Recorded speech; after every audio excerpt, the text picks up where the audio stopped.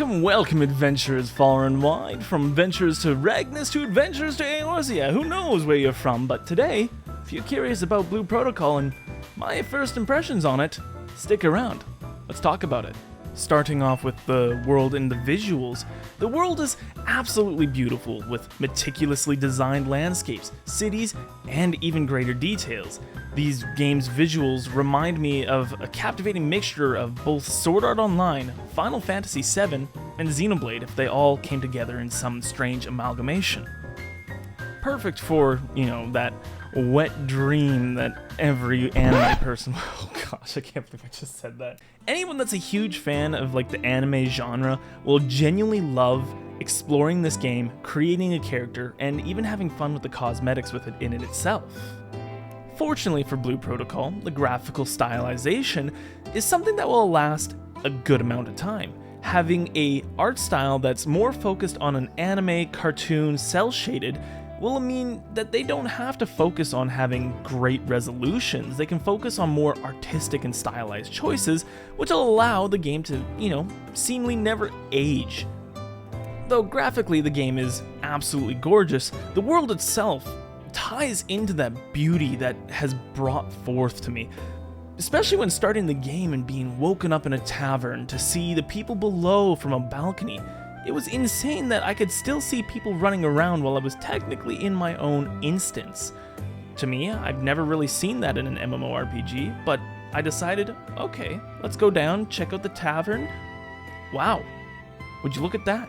I can see people running outside.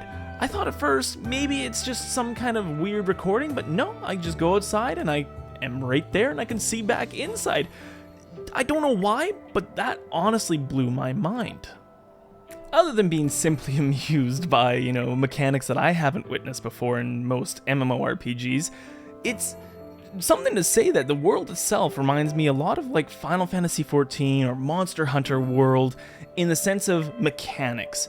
There's a lot of the opportunity to do things like fates, where they're called challenge quests, where you go around and you have a bit of a little mini challenge, or even the fact that you look to the next zone, right? You're looking over there and it has the dotted lines that separate it. Kind of reminds me of when you approach the next area for Final Fantasy XIV.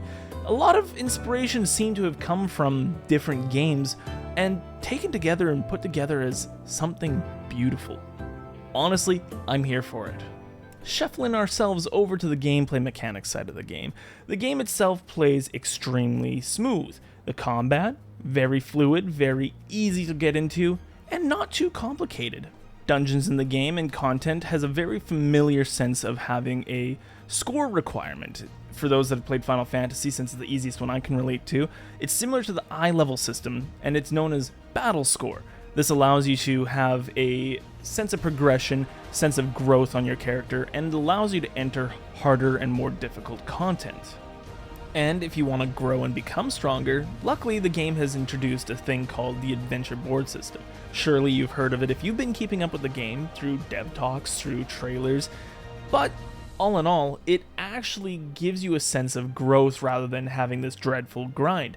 I have a couple of them activated and I just go around the world, do my own thing, complete them as I go, and it feels quite satisfying. It feels rewarding, which is, I think, a very important part of most games, especially when we don't want a crazy, insane grind.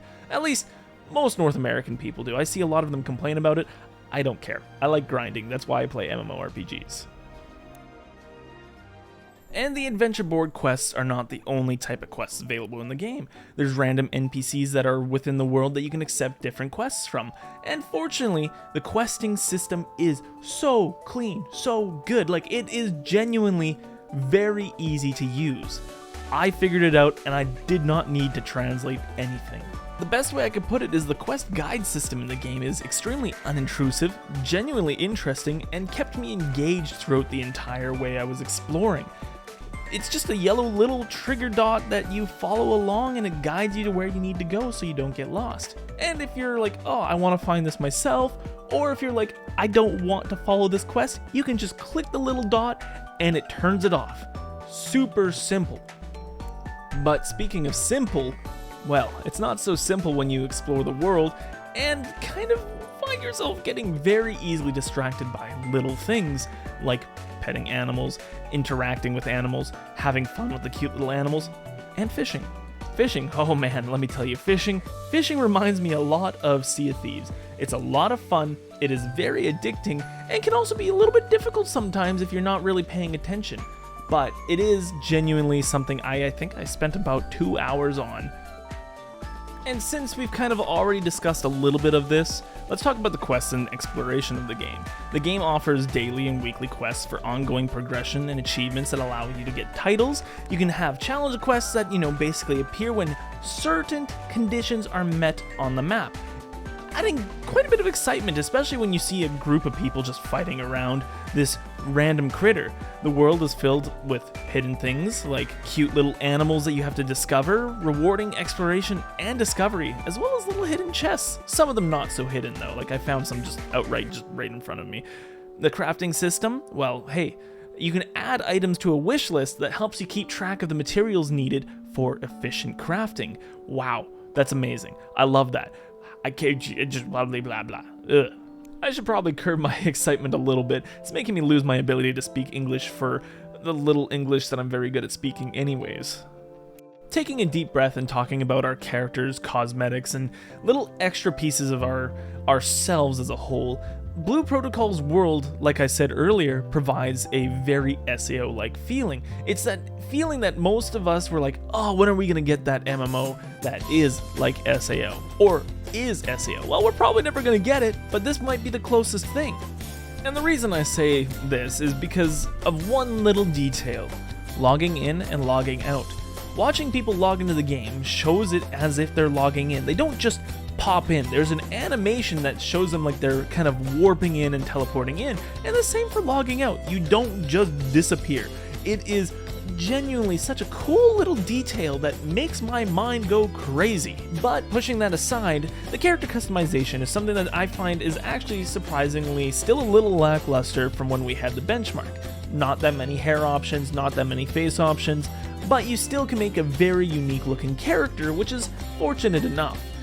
That and your costumes. The costumes, I think, are a huge part of the game, and the cosmetics, because you can dye them. You can basically choose so many different options on your character, from ears to tails to all the stuff that I've talked about in a previous video, so we won't dive too much into it.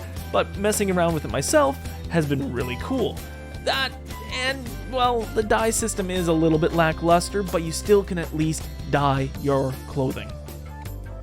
And as always, I love to save my favorite section for last because it's probably everybody's biggest concern, which is the cash shop and pay-to-win elements.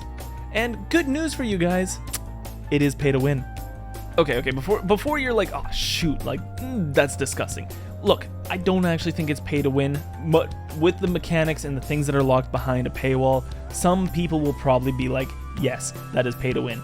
This is an MMORPG that doesn't have PvP. Sure, it has a ranking system, but nonetheless, it's not going to affect you. Like, it's kind of a simple thing. You can just buy if you want to progress faster, if you want some extra gear stuff, like to help boost your crafting.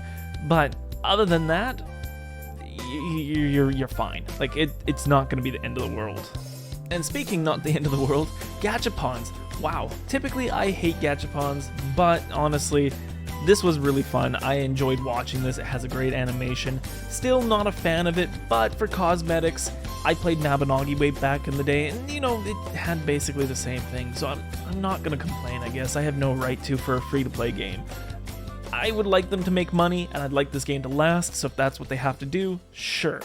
Do I like it? No.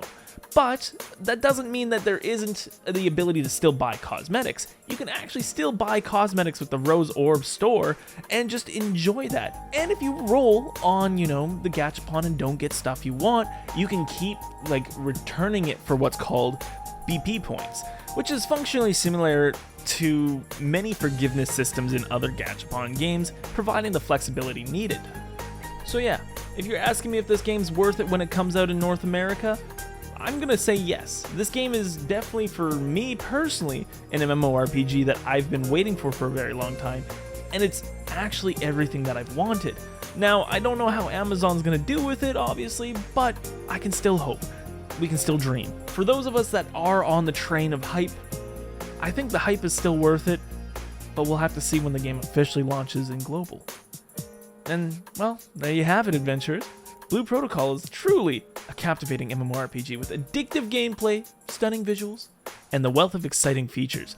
It's a world where adventure waits at literally every turn, and you yourself will get lost in its beauty.